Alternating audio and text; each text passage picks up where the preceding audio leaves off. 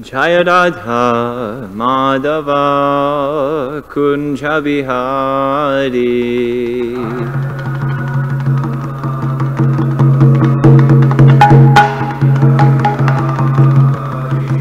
Jaya Radha Madhava Kunja Bihari.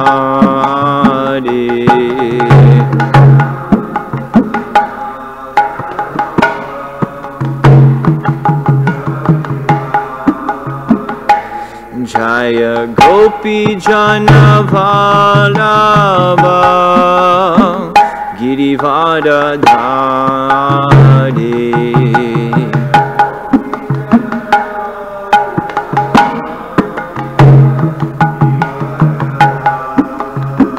Jaya Gopi Jana Vallabha Girivara Dhari.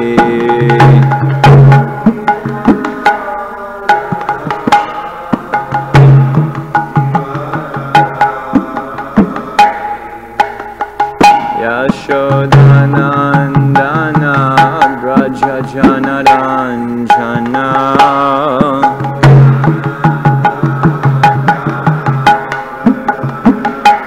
Yamunatira Vanachari.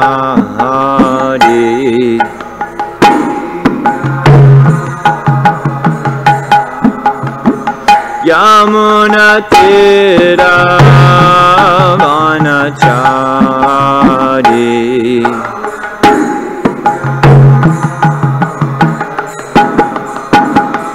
Jaya Radha Madhava Jaya Kunja Bihari. Radha Madhava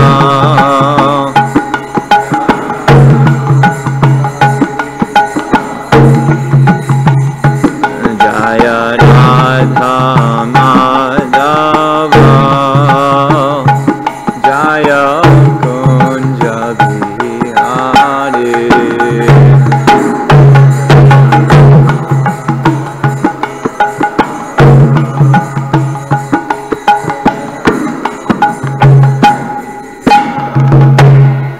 Jayam Vishnupad Paramahamsa Parivrajacharya Ashtotara Shatasri Srimad His Divine Grace A.C. Bhaktivedanta Swami Srila Prabhupada Ki Jai. Srila Bhaktisiddhanta Saraswati Thakur Maharaj Ki Jai. All glories to the assembled devotees, all glories to the assembled devotees, all glories to the assembled devotees, all glories to Sri Guru and Gauranga, all glories to Srila Prabhupada. Om Namo Bhagavate Vasudevaya. Om Namo Bhagavate Vasudevaya. Om Namo Bhagavate Vasudevaya. Narayanam Namaskritya Naram Chaiva Narottamam Devim Saraswatim Vyasam Tato Jayamudiraye Nashtapraesha Badreshu Nityam Bhagavata Sevaya Bhagavati Uttama Shloke Bhaktir Bhavati Naishtiki. So, I would like to beg all of your blessings. Everyone here and everyone hearing are most likely my seniors, so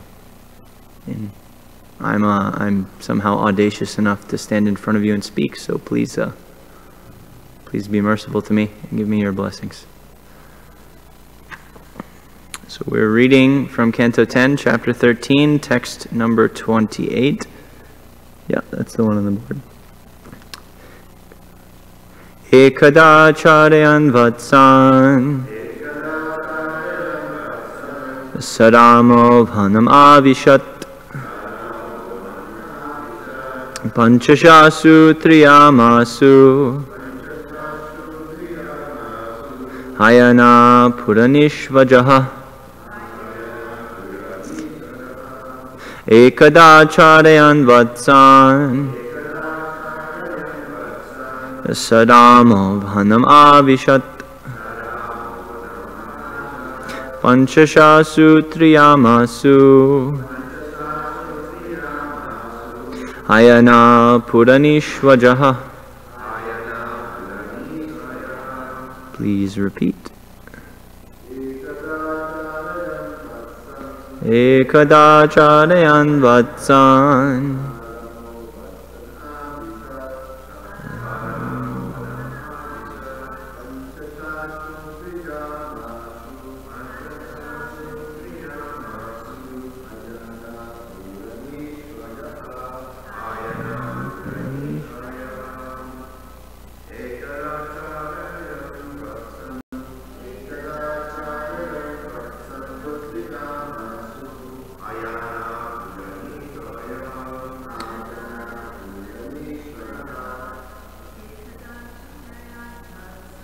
Ekada charayan vatsan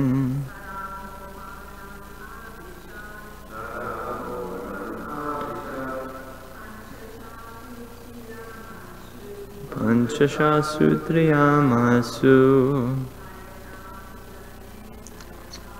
Ayana Puranishvajaha. Word for word. Ekada, one day. Charayan vatsan, while taking care of all the calves.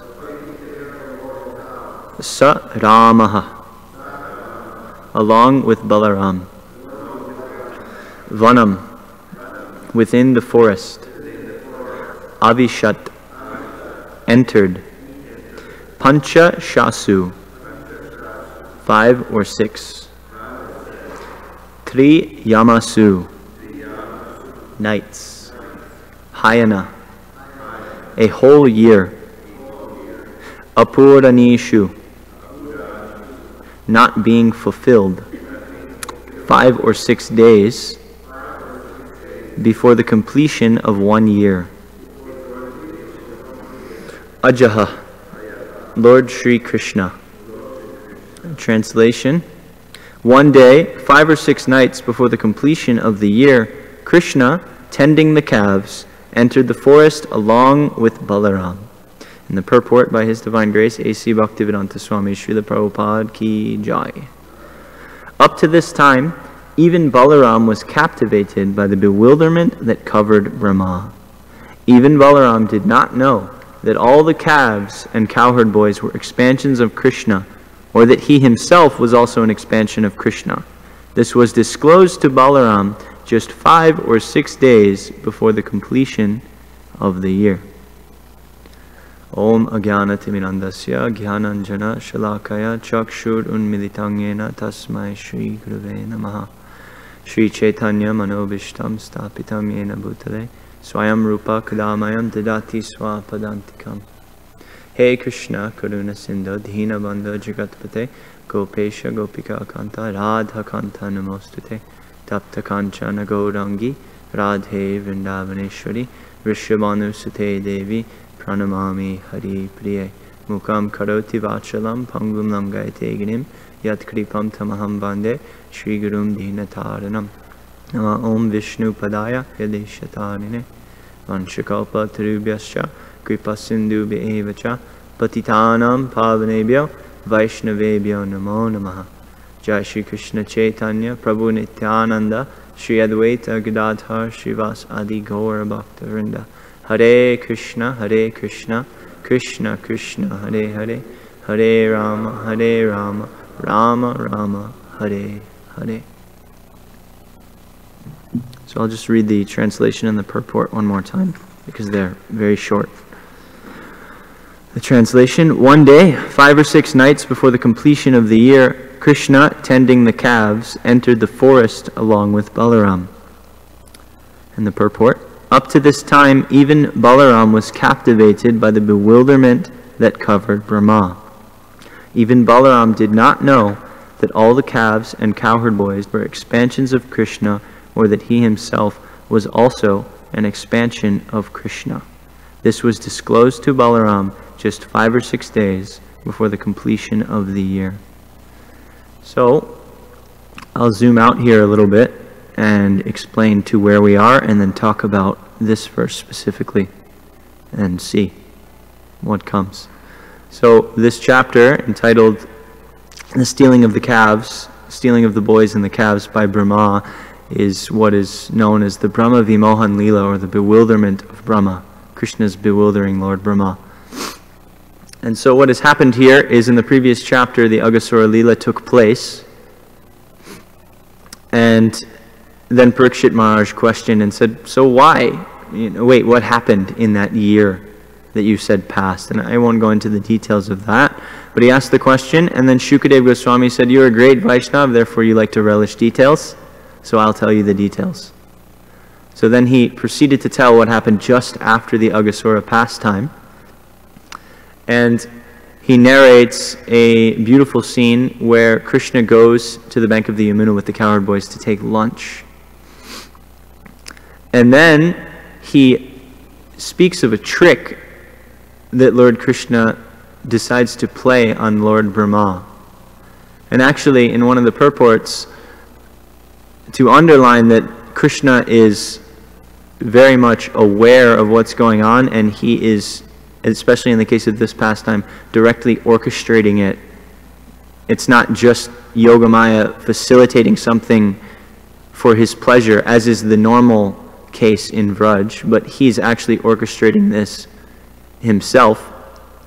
Is that one of our acharyas makes the comment that Krishna's Leela Shakti and his Sarva Sankalpa Shakti could sense that he had these desires when he was sitting down to take lunch, and that they therefore went to get Lord Brahma so that he could fulfill these desires. And so Krishna, in enacting this pastime, he's carrying out principally four purposes. One is his desire to fulfill the desires of the elder gopis and gopas, and to subsequently increase their love for him. The second is to bewilder Lord Brahma, and the third goes right along with the second, in that ultimately he wanted to please Lord Brahma by showing him thousands of Vasudeva forms, who to that point was his Ishtadev. Then the fourth was to show that he can bewilder anyone. In other words, because these are Naimittika Leelas, and they're meant for us to learn how to approach Vraj, to lay down the tattva in such a way that we understand that Krishna is supreme over everybody else. And that he does that by showing that he can also bewilder Balaram. So Brahma's bewilderment really begins from the point where he doubts Krishna's divinity. So basically, Krishna's Leela Shakti and his Sarva Sankalpa Shakti, they go and they retrieve Lord Brahma. Somehow or other they get him, because he wasn't there, apparently, when Aghasura was killed. Many other demigods were there, but he himself wasn't there and didn't see it. He came later, while the cowherd boys were taking lunch. And so he saw all of the intimacy that is in Vraj, which he had never witnessed before. And he had heard that this Krishna was that same Vasudev who he worshipped, but when he saw the intimacy that was here, it wasn't compatible with his understanding of who God is supposed to be. Because for the demigods, for Lord Brahma, God is supposed to be Yajna. He's supposed to be the person who is... So when they saw him doing things, when Lord Brahma specifically saw him doing things that weren't compatible with his previous understanding of his Ishtadev, he thought, this can't be my Ishtadev. He saw Krishna eating out of his left hand, carrying things with his left hand, taking them and eating them. He saw him sharing with other boys, even eating things they had already bitten off of, not even just eating from the same plate, which Vedically is a no-go, because it's considered unclean for a Brahmana to eat like that, or for somebody in a higher caste, we can say, not just a Brahmana, because the Brahmanas, the Kshatriyas, and the Vaishyas, they all, in Vedic times, they have a very high standard of cleanliness. And so he saw this, and it was not compatible with his understanding of who Krishna could be. And so a doubt arose in his heart that this can't be that Vasudev. This can't be the person who I've been worshipping. And even to substantiate this, in the beginning of the 10th canto, we see Lord Brahma went to pray to his Ishtadev. at the Milk Ocean on the behalf of Mother Bhumi. He said, Mother Bhumi is suffering, and she's under so much stress. There are so many demonic militant forces that are on this planet. And so he was the via medium to Krishna, to Vasudeva, to Vishnu. And so he was thinking, I have a relationship with, I don't know, who is this? How can this be God? This just can't be God. There's no way. And so he thought, I'll give him a test. I have to test him. I'll play a trick. And so he wandered, he gets the calves, because the calves were some distance away. He gets them to wander a little further into the forest, and then he takes them away by his mystic power. And then, to put some slang, and he goes and he takes the cowherd boys. And so then Krishna comes back, and he's wondering, where are the cowherd boys? He knows, but he plays along with the trick, because ultimately he's the one orchestrating the trick. It's like he's tricking the guy who's playing the trick. It's like a far-out double entendre. And so then Lord Brahma is thinking, I've got him. And then he goes back to check, just because he's thinking, let me see how the cowherd boys and the calves are doing. He goes to check, and he sees that they're there. And then he comes back again to look at Krishna, and he sees that Krishna's with all the cowherd boys and all the calves on the bank. And he's thinking, wait a second. How is it that I just saw them there, and now they're here? They're with Krishna. It doesn't make any sense. So he goes back and he looks again. And he sees they're in the cave, and he goes. And then he starts to think, oh no, I really, really messed up. Maybe something is going on here that is above me. And so it's described that in that period of time where Brahma went to check in the place that he had taken the cowherd boys and the calves, that an entire year had elapsed. Because for Lord Brahma, in his time, we hear this very early on in Krishna consciousness, that a year for the demigods is like so many thousands of years. I don't remember the exact number. For us here in the middle planetary systems. And so for a moment in his time was like a year here. And so in that year, Krishna expanded himself as all the calves and the cowherd boys in order to fulfill this first desire that he had to reciprocate with the gopas, the gopis, and the cows. Because the cows are the mothers of the calves. And they all had this deep desire that I really want Krishna as my son. It'll never happen because I have a son and Krishna is Mother Yashoda's son. But somehow or other, because their love is so deep, they're just thinking, what if? What would it be like if Krishna was that much more mine? And so to fulfill that, even without their direct knowledge of it, Krishna manifests as all the calves and the cowherd boys. And so in that year, he had many, many loving dealings, and it was all of Vraj was even more ecstatic, even though Vraj is the pinnacle of ecstasy at all times. It's constantly increasing. This is one of those ways in which it transcendentally increased and increased and increased. And so he had many loving dealings in that period. And then this is where we end up on this verse. It says, 5 or 6 days before that year elapsed. So in that moment where Lord Brahma went away because he thought, oh no, how are the calves and cowherd boys here when I just saw them there? In the moment where he went to double check, a whole year elapsed, and that whole year is coming to a close. There are 5 or 6 days and nights, as the verse says, left in that year where Lord Brahma is about to come back. And so the verse says,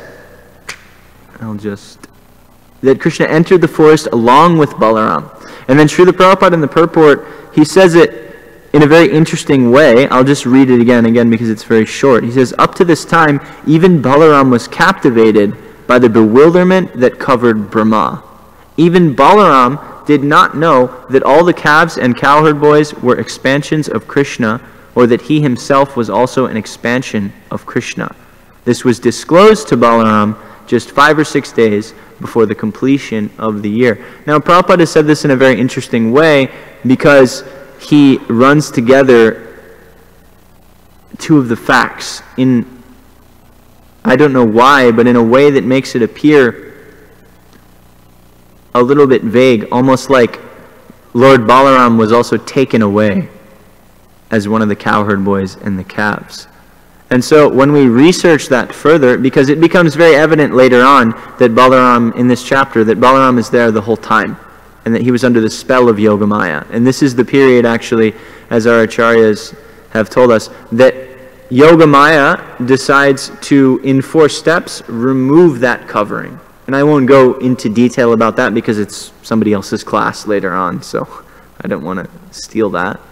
But to put it simply, at this point, 6 days or so before Lord Brahma comes back, Yogamaya removes her covering from Lord Balaram, and Lord Balaram, he understands that, whoa, what is going on here? Because he's no longer under the spell. He looks around and he starts to see that the Vrajvasis love their sons a lot more than they used to.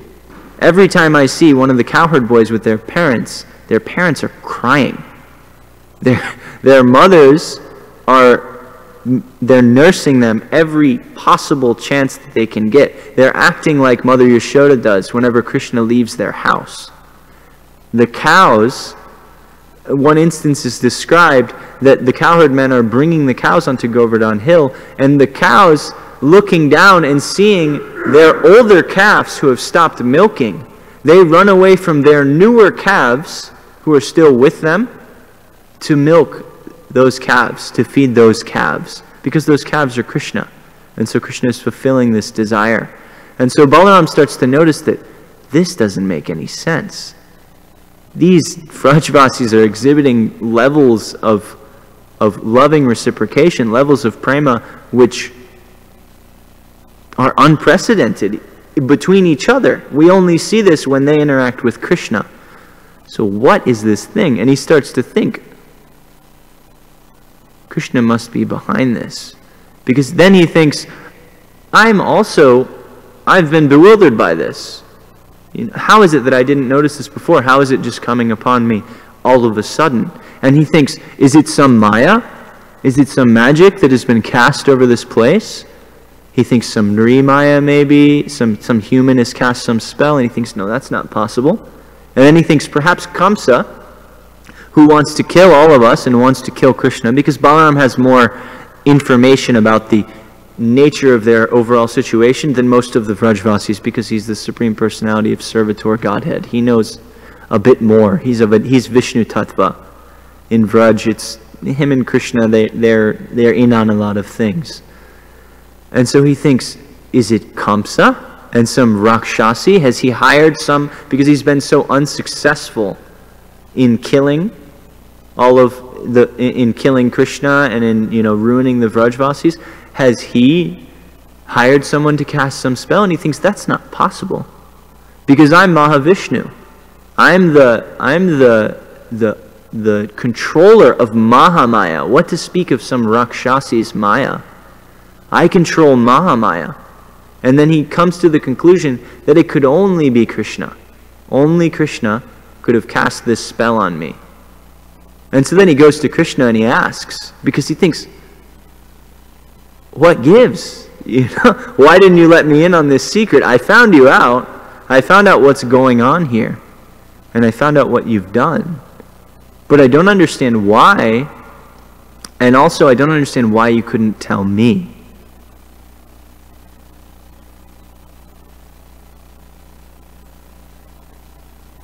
So we hear in Krishna's reply that actually, because Krishna is really only interested in the loving dealings of his devotees and in their well-being and in the sanctity of those loving dealings. Because in the last class I highlighted this point that Krishna was more angry at Lord Brahma than he was at Indra, because Lord Brahma caused separation and Indra caused all the Vrajvasis to come together. That Krishna tells Lord Balaram, first he says, in an external way, he says, well, it's not that I lied to you, you never asked. You weren't there when Aghasura was killed, and you weren't there that day when Lord Brahma took all the cows and the cowherd boys, all the calves and the cowherd boys. It was your birthday, and you were in Nandagaon, and you were being decorated and celebrated for your birthday ceremonies by all the elder gopis. So it just never came up, you know?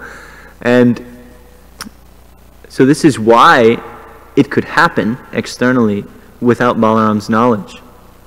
And then he told Balaram, he said, and honestly, I didn't want you to suffer for an entire year out of separation from your friends.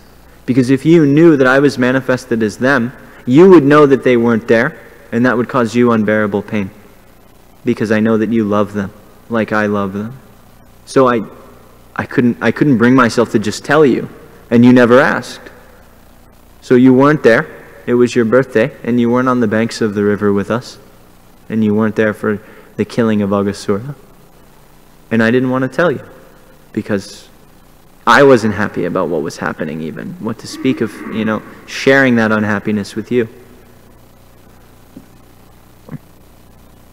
Because Krishna's thoughts, the very movement of his heart, they're always with his devotees, no matter what. He's always thinking about his devotees. And indeed, he tells us, when he's speaking to Durvas Muni, he says, Sadhavo hridayam mayam sadhunam hridayam tuham. That I am in the heart of my devotees, and my devotees are in my heart. Mad anyat tena jhananti naham tebyo managapi. I don't know anything other than them, and they don't know anything other than me. This is the only thing that I'm interested in. So please forgive me, but I just couldn't bring to tell you. I would rather you be happy while this whole thing transpires. And then, when I was studying this chapter, I found something very beautiful that goes right along with this. Actually, 3 verses back, there's a purport that I would like to read that Sri Vishwanath Chakravarti Thakur gives. It's to verse 25, and it's a little bit long, but it's quite beautiful. So I'll just go ahead and read that. The verse is, previously, from the very beginning, the gopis had motherly affection for Krishna. Indeed, their affection for Krishna exceeded even their affection for their own sons. In displaying their affection, they had thus distinguished between Krishna and their sons, but now that distinction disappeared. And then the commentary is, from the very beginning, the gopis and cows had more motherly affection for Krishna than their own offspring. But now that Krishna had become their sons and calves, their love for their sons and calves became equal to what they previously had for Krishna. Krishna's affection as a child toward the mothers was the same as before, but from the commencement of the Brahma Vimohan Leela, Krishna became their sons in actuality. It may be objected that Krishna in the form of the cowherd boys should have had the same affection for their mothers as their actual sons, since the previous verse stated that Krishna took up exactly the character, dress, form, and age as each cowherd boy. Though Krishna is the supreme independent controller, and everyone from Brahma to even his personal expansions is dependent on him, he is dependent on prema, and he is controlled by prema. Prema is not dependent on him. Krishna cannot control or restrict prema. Sridhar Swami says this irregularity is difficult to prevent in Krishna. Such uncontrollable prema was in the hearts of the mothers towards Krishna in the form of their sons. Thus Krishna, in the form of their sons, forgot his powers as God. Since he assumed the role of their sons, he remained dependent on them, like a commander next to the king. One should not say that such dependence on love is a fault. Rather, it is Krishna's ornament.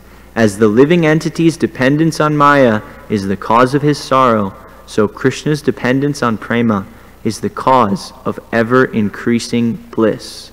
This is the realization of the great devotees. And so, I found that a beautiful elucidation into the heart of Krishna. and who we're worshipping and what our goal is, what it is that we're supposed to aspire to. Because it's just so beautiful that Krishna he's completely controlled by the prema of his devotees. He even feels that he can't reciprocate with it properly at times. Like in the pastime of Sudama Brahmana, when he, out of embarrassment, doesn't speak about giving the opulence to Sudama, because he feels that if I speak it, this is nothing compared to the love Sudama is offering me. I can't give much. Or when he speaks to the gopis, he says, wow, what's that? What's the line? It's leaving. It's a famous line. I cannot repay you. Na pareham. For what you've done, for the level of sacrifice that you've given, there's nothing I can give. You'll have to take your own love as its own payment. Because I can't reciprocate with that. You love me so much. I can't even reciprocate. I can't do anything. So, this type of being bound, we've been told by Sri Rupa Goswami, who has given us in his Bhakti Rasamrita Sindhu an express treatise, which Srila Prabhupada gave us very, very early on in the Nectar of Devotion, because he wanted us to understand these things. Actually, Srila Bhaktisiddhanta, it was imperative for any of his initiated disciples, as soon as they became initiated, they were to study thoroughly, threadbare, Bhakti Rasamrita Sindhu, because it's the of this book. He gave it to us before he gave us the Bhagavatam. He gave it to us before he gave us the Chaitanya Charitamrita. And he explained this. So Srila Rupa Goswami, there in Bhakti Rasamrita Sindhu, he's identified this phenomenon, which is a final result of bhakti or prema. And he's called it Sri Krishna Akarshini, which means that Krishna, because the word Krishna means all attractive, Akarshini, he who is all attractive is helplessly attracted to pure love. He's controlled by it. His bhaktas, they have his heart. Like he said, Sadhavo hridayam mayam, sadhanam hridayam taham. They're in my heart and I'm in theirs. They have me. When he speaks that to Durvasa Muni, in effect, he's saying, you're coming to me for mercy, but I don't have mercy to give, because I've given it to my devotee, Ambarish. Because he loves me, actually, I go to him when I want to do something. He's the one who can give it out.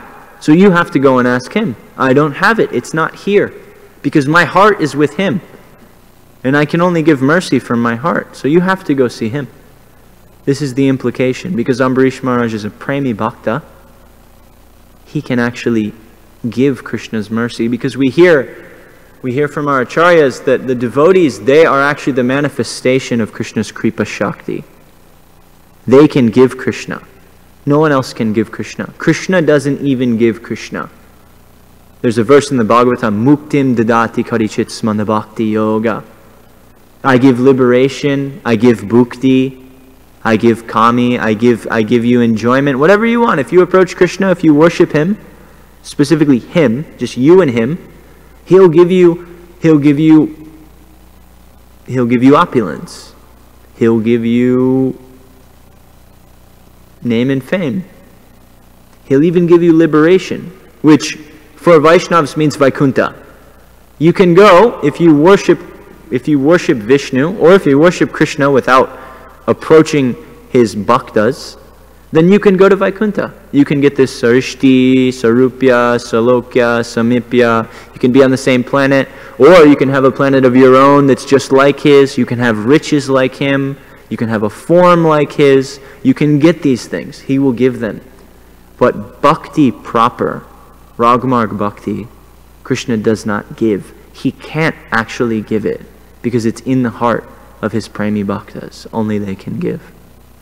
And so there are a couple really nice examples that underline this point of Krishna being controlled by his devotees that I find are very, very, they're very, very profound, and they're very, very, they underline the point very nicely. So if we look at Mother Yashoda, Krishna is a little boy. So at about 6 o'clock in the morning, or I'm not sure of the specific time, but anyway, he has to wake up in the morning. Mother Yashoda goes, and personality of Godhead, today I'm going to sleep in for another hour. Leave me alone.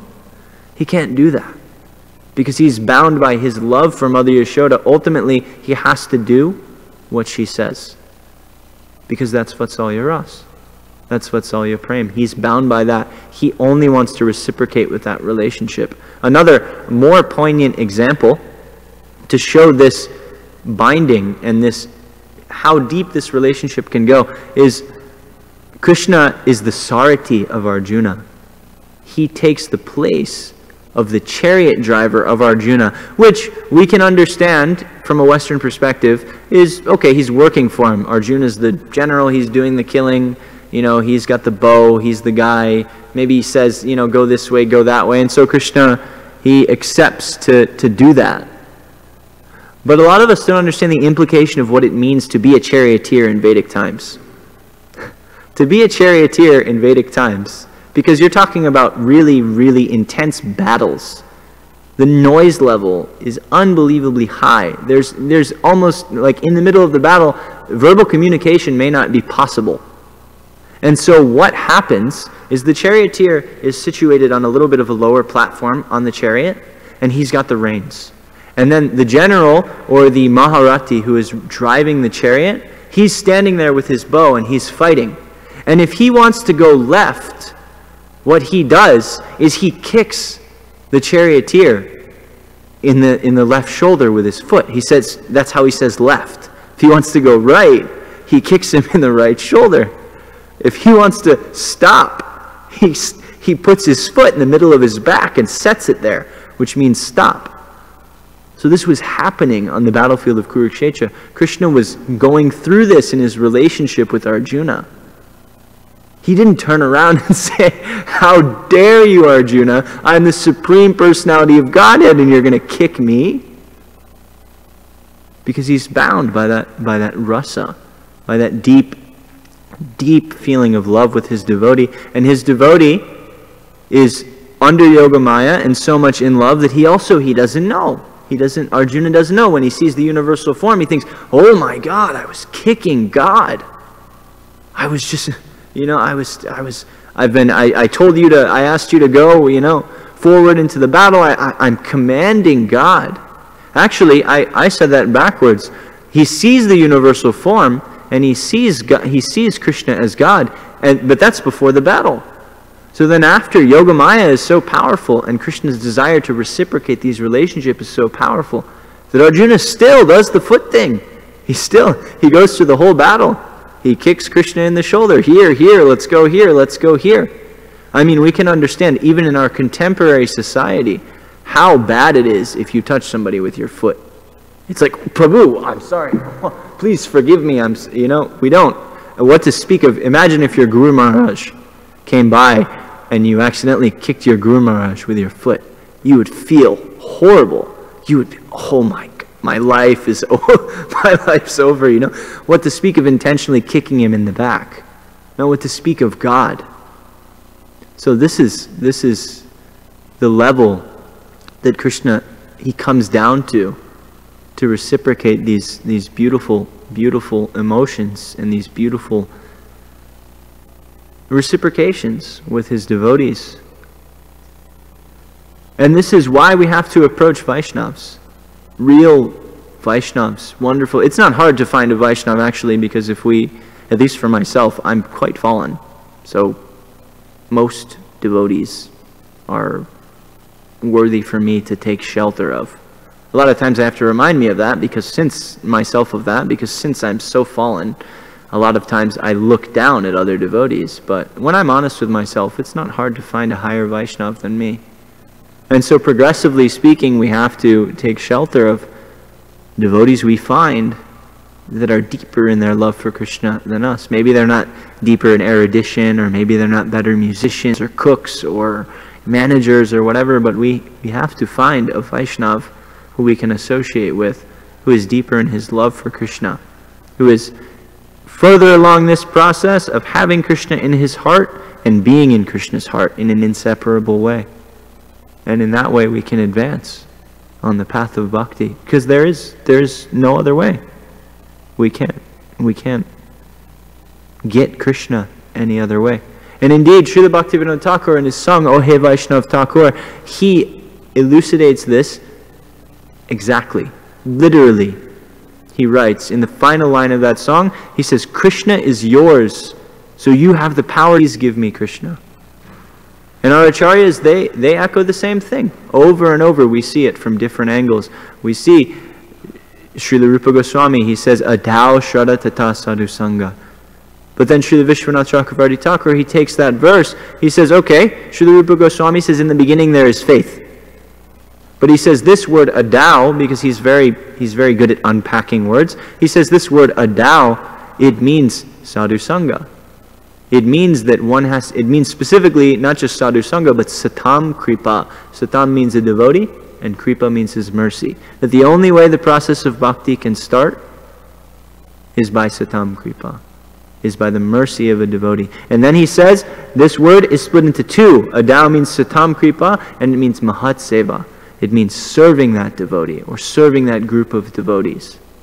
And then in that way, because these aren't static steps, they're dynamic, in that way you get more mercy. And so one way I like to say it is, our process begins with sadhu sangha, because there's no other way that we can have the qualification for bhakti than by sadhu sangha. It flourishes in sadhu sangha, because there's no way to advance in Krishna consciousness without earnest sadhu sangha. It flourishes in sadhu sangha. So it begins with sadhu sangha. The bulk of our practice and our process happens because of sadhu sangha. If we look at Upadeshamrita, we see the same thing. We see this satovrite in the fourth verse. Rupa Goswami says the most important of all of the 6 things that you can do, or of all the 6 things that are favorable, satovrite is there, that we be around the sadhus and we try to emulate their activities. In other words, we take the sadhus into our heart and we say, I want to be like them. I want to be with them. They are my idols. They are in effect my real deities, my inspiration. Because we worship the deity form of Krishna, but Krishna has told us, you have to worship my devotee. He says in Bhagavad Gita, he who worships me is not really my devotee. He who worships my devotee, that's my real devotee. And so, again, it begins with sadhu sangha. It flourishes in sadhu sangha. There's no other way for bhakti to really grow. And it culminates in sadhu sangha. Because ultimately, it culminates in us moving in to Vraj, and us being in sadhu sangha all the time. Because who are the topmost sadhus other than the Vrajvasis? Whether your aspiration is for Sakyaras or Vatsalyaras or Madhuryaras, most of us are not on that level of contemplating those things. But the fact of the matter is that wherever you go in Vraj, you will be under the care of and surrounded by a group of devotees who already love Krishna. In fact, they have to let you in. We have to go to Gopeshwar Mahadev if we want to go into Vraj. He's a devotee. Vaishnavanam yata shambhu. So no matter what, sadhu sangha is there. That's our only entrance into these things. So it's 8:20 now. If there are any questions or comments or corrections, please. I hope I can answer nicely, and I hope if there's corrections it's not too fiery, but at the same time it's very purifying, so it's appreciated.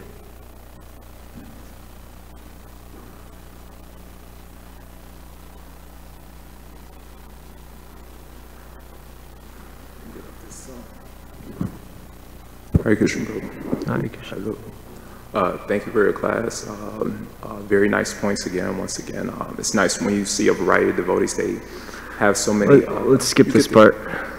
No, it's just nice to, see different points. So I would say definitely gratitude is the main thing. So sometimes, anyway, we'll continue with that. We'll have a debate afterwards. Yeah, that's we'll okay. Debate. You made so many points. A couple points I'd like to highlight. First, the point I really I never heard this, but it's a very nice point you made. We've heard similar things, but I really appreciate that point where Krishna's dependent on prema, and you gave the example of how Arjun was kicking, like a horse. You control, like, you're a person like a horse. I think you kick the horse in certain ways to indicate something, so that's what Arjun That's how it works, a Vedic charioteer. That's how he's communicated to. So I really appreciate that point, and definitely the point of, you were also quoting Ambarish Maharaj. You quoted one particular verse. I'm not sure if you remember the specific verse, but Sadhavo Hridayamayam. It's Vishnu speaking to Durvas Muni in the 9th canto, 6th chapter, 68th verse. There's a couple of verses that reminded me of that. I don't remember, but there's a nice verse that says, Prima hoite Krishna hoy nija bhattavash, prima hoite por Krishneta seva sukaras. Same thing as that verse. Krishna, he's the greatest of the greatest, and he's controlled by the prima of even the most insignificant devotee. And there's a nice verse in the Chaitanya Charitamrita, the last chapter. The last chapter of the Chaitanya Charitamrita is called Shishashaka. I don't remember which verse, but it describes who has prema. You quoted a similar verse where you was saying last class that Rupa Goswami says, I'm the most fallen, the most sinful. Well, this verse says, Primeta swabhav yaham primeta sambandha semane Krishna moda nahi prema ganda. It describes that one who has prema thinks, nahi prema ganda, I have not one drop of love for Krishna. I'm the most sinful, the most fallen. And generally speaking, anyone can say that. Like you were mentioning, another point you were mentioning that I appreciated is that we should take shelter of those whose prema is deep, and not necessarily just the erudition, because sometimes we like the gift wrapping, the erudition, but we don't really see whether they have the gift, the prema. Of course, we can't judge anyone, but that's the criterion. And there's a nice quote that says, I would rather feel compassion than know the meaning of it. And that's the difference between, so I'll connect it to one pastime. Maybe you could, I was reading lately, maybe you could expand on some of these points. Because one of my favorite points I like to make to devotees is that when we speak of these good qualities that are supposed to be embodiments of prema, like humility, mercy, love, compassion, if you think about, or patience, if you think about it, these qualities are only meant to be used when things don't go our way and when people don't treat us properly. Like you would never tell your rich father, my dear father, I forgive you for giving me a Mercedes-Benz for my birthday. I'll tolerate my $50 million inheritance once I graduated from high school. We see that these policies are only meant to be used when things kingdom. Then he lived as a homeless wanderer. And so while he was like most homeless people, he was disrespected, he was urinated, spit on, and he was roaming throughout the countryside. And he also covered himself in his own stool, but it smelled like fragrant flowers. But the reason he covered himself in his own stool is because he wanted to live like a python, where he wasn't. So my whole point of mentioning this pastime is that his purpose was to be purposely disrespected. That way he could be detached from the material world and praise and honor. And a lot of times the tendency is that you can only really test your humility, your mercy, your compassion is when you put yourself in a circumstance where you're likely to be disrespected. However, there's one flip side of the coin, one last point I'd like to make. Rishabha, a lot of times people say, I want to be in the most opulent position. I want to wear the most lavish clothes. I want to wear the greatest jewels. Why? So I won't be disrespected.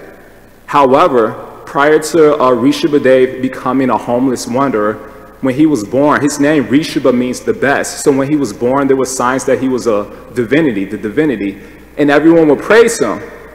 And so when he was praised by everyone, yes, you should be enthroned as the emperor, you should be coronated as the emperor of the throne.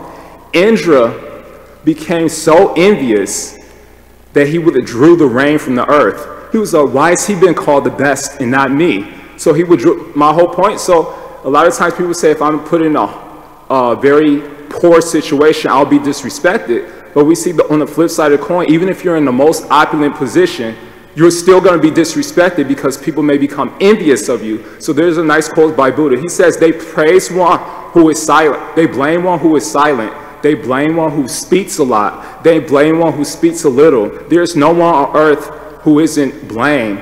As a solid rock is not shaken by the wind, wise people falter not amidst praise or blame or honor and dishonor. So my question is, what are some steps we could move forward to develop the humility like Queen Kunti? I don't want these material opulence. I would prefer to be disrespected, so I won't be so arrogant and so impatient because, you know, I have all these opulence and I deserve this respect. So, but that's not the tendency. So what some steps we can move forward to at least take a step towards Queen Kunti's prayers of, you know, so in all likelihood we could develop these realizations that, you know, these qualities can only be manifested when I'm disrespected. So maybe you could expand on some of those points.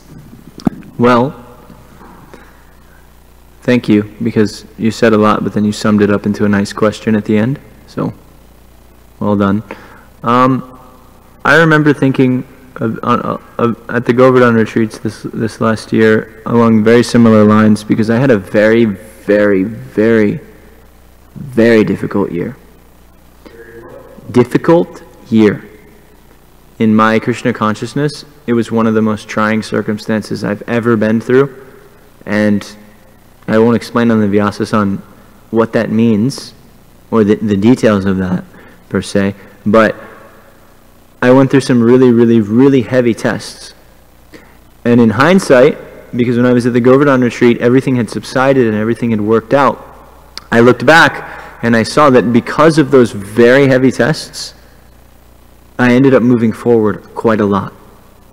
Mainly because I was insulated in a lot of good Sangha. I had 4 or 5 really wonderful advisors that I could go to and who were holding my hand, literally holding 2 or 3 of them literally holding my hand to help me get through that. And so I'm extremely thankful for that. But then some kind of immature part of me thought to, because the thing is with pain and with difficulty, in this world they're relative, and so we're quite often to forget the intensity of them as they move into the distance of our past. And so because it had been 3-4 months and I had processed a lot, you know, and I had moved on to another chapter in my life, and emotional wounds were more or less scars or almost healed, I became a little bit fired up.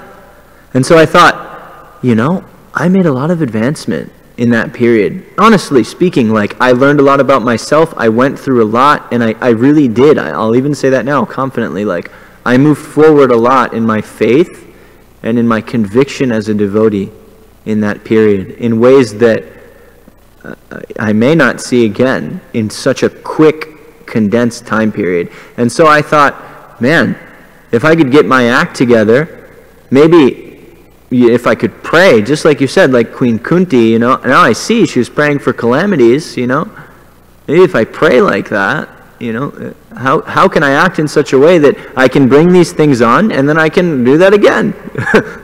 jump the ladder a couple rungs, you know. It was tough, but I'm still here. Let's spin the wheel again. And I was thinking to ask Sachinandan Maharaj that question, because I was also thinking, oh wow, this is a deep realized thing, and I'm very, you know, not many people would say this, you know, it's a, you know, a little motive on my part, maybe, you know, in front of all these people, in front of a bunch of people who I respect and like that, I'm asking a very deep, intelligent question. And then somebody else asked it for me, but they asked from the other perspective. They said, Maharaj, I'm really afraid because I went through some really heavy things, and I can't honestly say that I want those things to happen to me again. I can't honestly say that I'm ready to go through that again, because it was so difficult and treacherous and terrifying. And so how can I show Krishna that I am just now coming, that I'm working on it, so he doesn't have to put me through that grinder again? And then I was waiting for Maharaj's answer, because I was thinking, wow. This is, and also, because my ego was there, I was thinking that, oh, you know, because Maharaj gives many stories about his near-death experiences and like this. And so I was thinking, he must also have this mentality that, yeah, bring it on. At this point, it's been 10 times. You know, I've almost died 9 or 10 times. And, you know, I've been through so many, been in war zones, been through this, been through that. So I was expecting that he would give an answer along the lines of my expectations. And to my surprise, Maharaj, being a 50-year devotee, he said, yeah, you're right.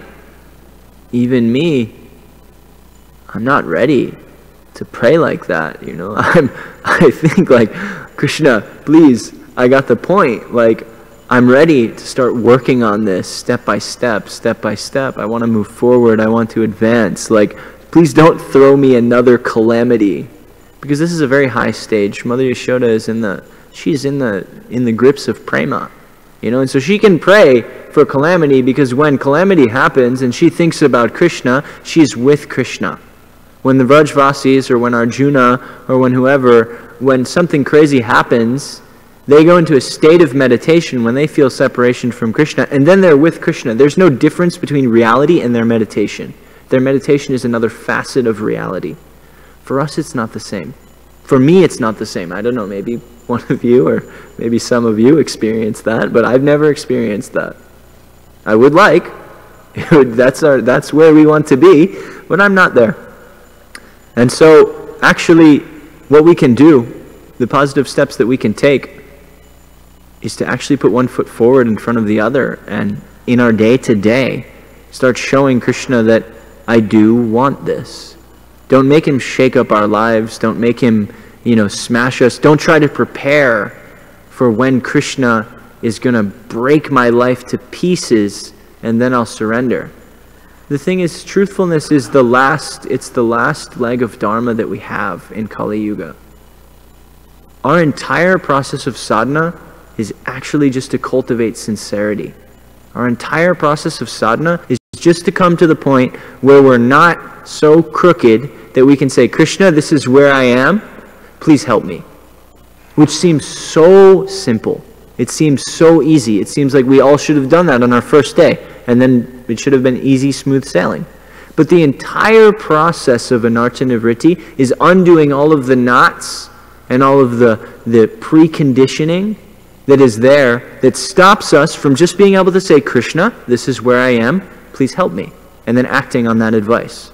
Because the Super Soul is always guiding, Krishna is always guiding, Guru is there, Vaishnavas are there. So what's the problem? The problem is I'm always trying to make the scenario bigger than that.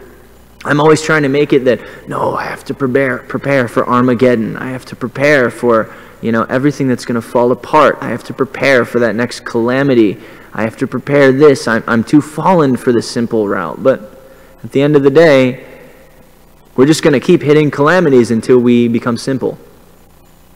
As Mahaprabhu says, Gauragovinda Maharaj likes to say this, Mahaprabhu is Patita Pavana. He's the deliverer of the fallen. Patita means fallen, Pavana means deliver. He's not Kapatya Pavana. Kapatya means crooked. It means hypocrite. So to the degree that we're hypocrites, sit down and do austerities with a crooked mentality. I can be the cleanest person you know and do all sorts of rituals with a crooked mentality. But truthfulness and crookedness cannot exist side by side. So we just have to become truthful. We have to become honest. We have to say, these are my problems. You know them. You know.